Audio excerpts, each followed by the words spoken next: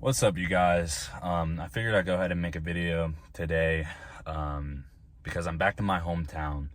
And if any of you guys have left your hometown, you know what it's like to come back. It's almost like you get this nostalgic feeling driving down the same roads you've driven down hundreds of times, seeing so many places you're familiar with, and even seeing people that you might not have seen in a very long time.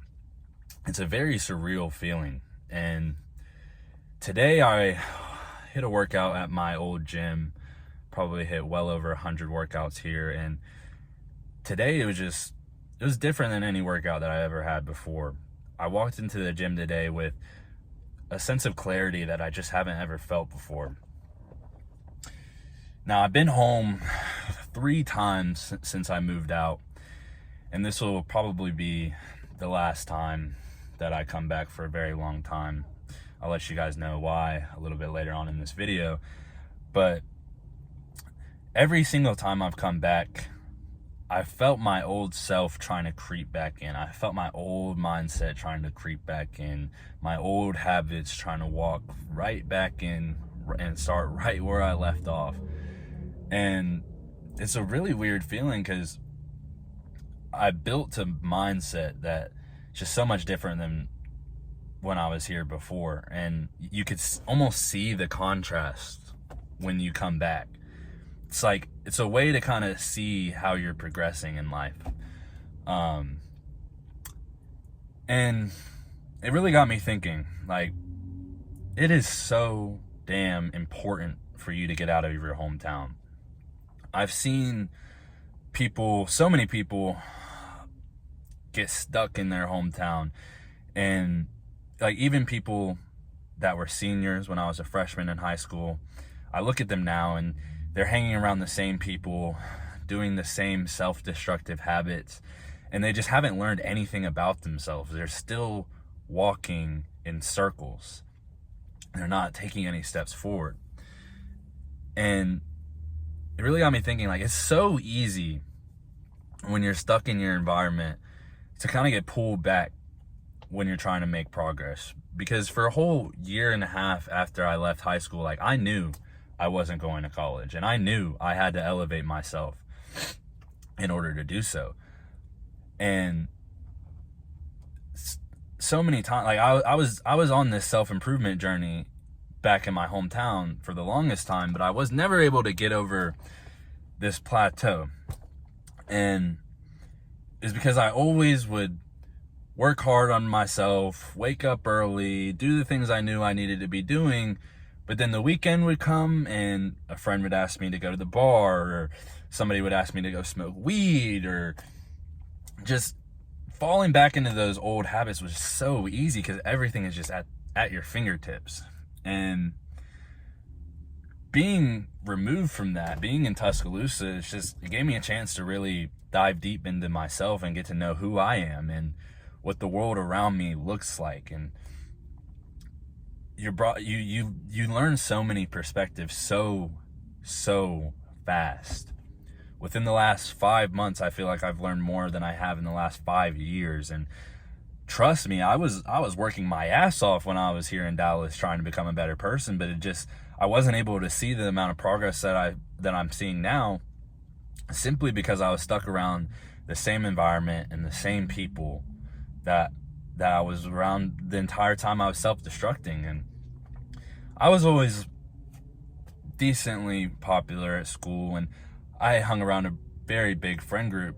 And now being removed from that, being in Tuscaloosa, it's like all of those friends you kind of see, like, once you elevate, those people get left behind. And I'm not trying to throw shade in any type of way to anybody I know, but it's like, after you work on yourself for long enough, you start getting less and less phone calls. You start having less and less people reach out to you trying to get you to go out. And you almost realize, like, most of those friendships revolved around partying, drinking, smoking, doing the things that you know you shouldn't be doing. And this is true for almost everybody in high school, because it's you're friends with people because you had classes with them in high school. You're friends with them because you see them every day. You're friends with them because they're interested in the same things you are. But when it comes to self-improving, it's really hard to find a group of people to elevate with and to improve with. And it's really easy to, once you have so many friends, you now have multiple different voices in your head pulling you in each and every direction. Once you move out and you're by yourself, you now have one voice telling you what to do, and that's your own. And all of those other voices just disappear. Now, I'm not saying that being stuck in your hometown is going to make you a bum or anything like that. I'm just saying that the amount of progress that you'll see so quickly only comes from removing yourself from your previous environment. Like I said earlier, this is probably the last time that I'll be here. I have officially burned my boats back at home. I'm pretty sure my dad will never let me back in the house, which is fine, because it honestly just adds an extra layer of pressure and accountability to just make sure that I never have to come here again. Build a version of myself that never has to rely on this environment ever again. And the reason why I'm never coming back here, because in the previous video, I kind of let you guys know what was going on with my mother, how she passed away. And I mentioned in that video that there are a lot of other people hurting, and it'd be selfish for me to self-destruct. One of those people includes my father, who just recently we found out quite a lot of information that's kind of unforgivable, and he started to get rid of my mom's stuff. And as you see behind me, my car is now completely full with all of that stuff. My dad is out of town. He has no idea I'm back in Georgia. But I thought it was really important that my mom's stuff didn't just go to waste. I still have a lot of love for my father, of course. I'm not going to sit here and bash him on this video or anything like that. But I'm now in a place where I am truly in this on my own. And I could look at that as a detriment, or I could look at that as a blessing. And I choose the latter. I think it's genuinely the best thing that could happen to me, to add a little bit more pressure onto myself by completely burning my bridges. Now I have no backup plan. I have no home to go to if things don't go right in Tuscaloosa. So now it's up to me to work my ass off and hold myself accountable every single day, which is a pressure that I embrace, because I know that you don't become the man that you want to be without struggle. You have to, every hero's journey comes with pain and suffering and agony. Look at Jesus Christ and his crucifixion. It's a story of suffering, and you could only rise again and become a better person if you kill your old self. And this is me kind of shedding my old skin and killing the old me.